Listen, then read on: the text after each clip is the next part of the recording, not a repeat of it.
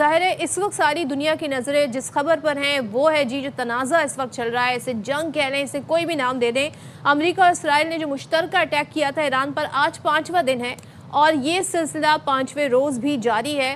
اور ہم یہ دیکھ رہے ہیں کہ ایران میں ہم نے دیکھا رات بھر کافی زیادہ میزائل مارے گئے اسرائیل کی جانب سے، اور اسرائیل نے ایران کی میزائل لانچر اور جوہری جو تحقیقاتی مرکز ہے اس پر بھی فضائی حملے کیے ہیں، جس کے کنسیکوینسز ہو سکتے ہیں۔ آزادی اسکوائر کو بھی نشانہ بنایا ہے اور قریب موجود گاڑیوں میں پھر آگ بھی بھڑک اٹھی۔ اب وہاں پر جو شہادتوں کی تعداد رپورٹ ہو رہی ہے وہ 800 سے زیادہ بتائی جا رہی ہے، 1000 سے زائد افراد زخمی بتائے جا رہے ہیں، اور ایران کے عبوری وزیر دفاع ہیں میجر جنرل مجید ابن رضا، ان کو بھی شہید کر دیا گیا ہے۔ کمانڈر سینٹ کام کا یہ بتانا ہے کہ ایران کے سینکڑوں بیلسٹک میزائل اور ڈرون تباہ کر دیے گئے ہیں، ایک بھی ایرانی بحری جہاز خلیج آبنائے ہرمز یا خلیج عمان میں نہیں جا رہا۔ اچھا، اب ذرا لبنان کی سچویشن بھی آپ کو بتا دیتے ہیں۔ لبنان کے مشرق شہر میں بلبک پر اسرائیل کے حملے میں 6 افراد شہید ہوئے۔ اب اسرائیل لبنان پر بھی حملے کر رہا ہے۔ اچھا، اس کے بعد ہم دیکھ رہے ہیں کہ ایران جو ہے وہ اب رکنے کا نام نہیں لے رہا۔ ایران اسرائیل پہ حملے کیے جا رہا ہے۔ اسرائیل نے لبنان کے 12 سے زائد دیہات اور قصبے خالی کرنے کی دھمکی بھی دے دی ہے۔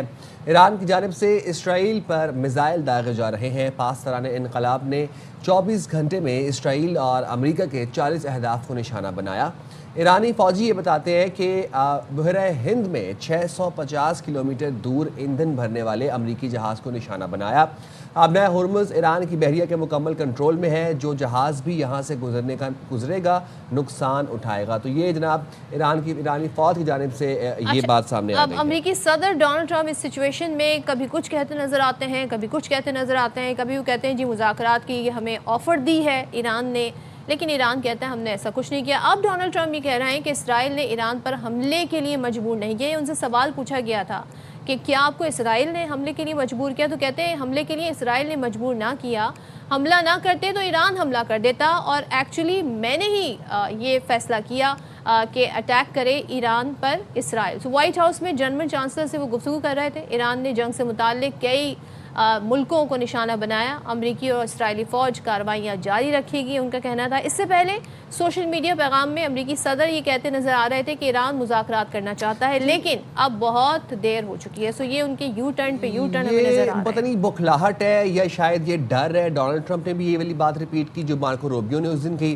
کہ اس سے پہلے کہ ایران نے کیونکہ اسرائیل پہ حملہ کیا، تو اس سے پہلے کہ ایران امریکہ پہ حملہ کرتا تو ہم نے اسرائیل کے ساتھ مل کے ایران پہ حملہ کر دیا۔ اس سے زیادہ مضحکہ خیز بات کیا ہو سکتی ہے؟ بہت ہی لاجک لیس اور ڈم بات تھی جس کے اوپر اب سارے ہنس بھی رہے ہیں۔ بہرحال خلیجی ممالک میں امریکہ کی بیشتر تنصیبات ایران کے نشانے پر ہیں۔ ایرانی فوجی نے مشرق وسطیٰ میں امریکی فوجی اڈوں پر حملوں میں 160 امریکیوں کی ہلاکت کا دعویٰ کیا ہے۔ آج صبح ایران نے بغداد ایئرپورٹ کے قریب امریکی تنصیب کو ڈرون سے نشانہ بنایا، اور آپ یہ دیکھیں کہ دبئی میں امریکی کونسل خانے کے قریب دھماکوں کے بعد آگ بھی لگ گئی۔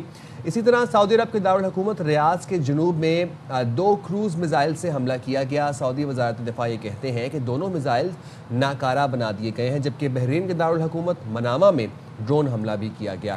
ساتھ ہی جو یہ بھی بتا دیں کہ کویت میں جو امریکی جہاز گزر رہے تھے وہ کویتی ایئر ڈیفنس سسٹم نے انٹرسیپٹ کیے اور امریکی جہاز 3 گرا دیے۔ اس کے بعد بھی کویتی حکومت نے اعلامیہ بھی جاری کیا، انہوں نے کہا کہ وہ غلطیاں بھی ہو رہی ہیں اور نشانے بھی تاک کے لگائے جا رہے ہیں۔ ایرانی صدر مسعود پزشکیان کہتے ہیں کہ ایران رکا نہیں ہے، حکومت نظام مفلوج ہونے کا تاثر بھی غلط ہے۔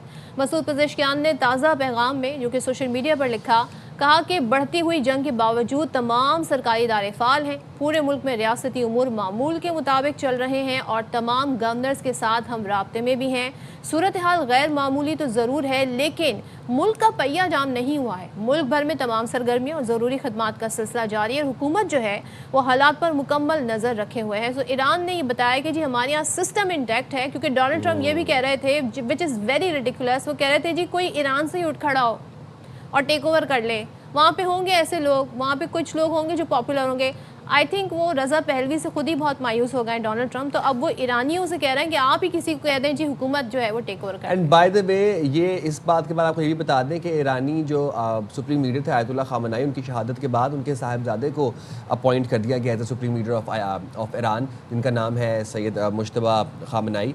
ईरान के वज़ीर ख़ारजा अब्बास अराग़ची ये कहते हैं कि पड़ोसी मुल्कों से नहीं लड़ रहे, अमरीकी अड्डे अहदाफ हैं, पूरे खित्ते में जंग फैलाना नहीं चाहते, अमरीकी अड्डों की मौजूदगी ने इलाकाई जंग बनाई है। ये वज़ारत ख़ारजा ने ये कहा कि ईरान मुज़ाकरात नहीं करेगा और बातचीत की आड़ में हमला करने वाले रुस्वा होंगे और अरब दोस्त एहतियात करें, सेवनी रजीम जंग का दायरा वसी करने और दीगर मुल्कों तक फैलाने से नहीं हिचकिचाएगी। तो ये अच्छा, उन्होंने ये भी कहा कि यूरोप को भी ईरान के खिलाफ जंग में शामिल होने से इज्तनाब करने का मशवरा दे दिया है अब्बास अराग़ची साहब ने। अच्छा जी, वज़ीर आज़म शहबाज शरीफ और तुर्क सदर रजब तैयब एर्दोगान का टेलीफोनिक रब्ता हुआ है और वज़ीर आज़म का मशरिक़ वस्ती में बढ़ते बहरान पर काफ़ी गहरी तशवीश का इजहार सामने आया है।